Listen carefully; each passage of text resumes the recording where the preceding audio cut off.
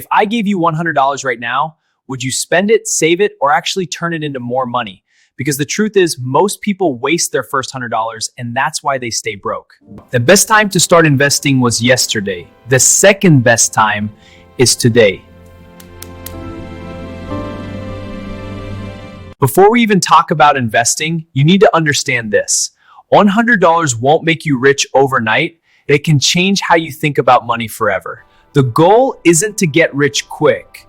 The goal is to build the habit of investing. Most beginners make one big mistake. They try to gamble their money. Crypto hype, random stocks, get rich quick schemes, avoid all that. They're designed to take your money, not make you rich. Your first $100 is not for gambling.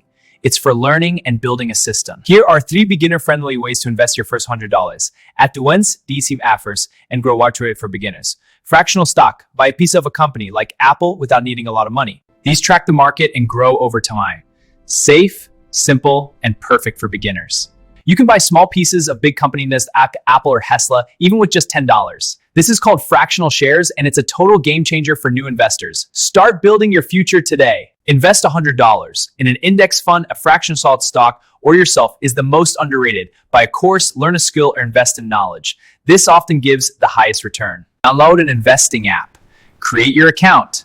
Deposit your $100. Start with an ETF or strong company. Don't overthink it, just start. If you invest $100 today and keep adding money consistently, that's how wealth is built. Your first $100 won't change your life, but the habit of investing will. Because one day that $100 turns into $1,000, then $10,000 and more. If you found this helpful, hit the like button and subscribe for more simple money tips. And comment below, what would you invest your first $100 in? Remember, the best time to start investing was yesterday. The second best time is today.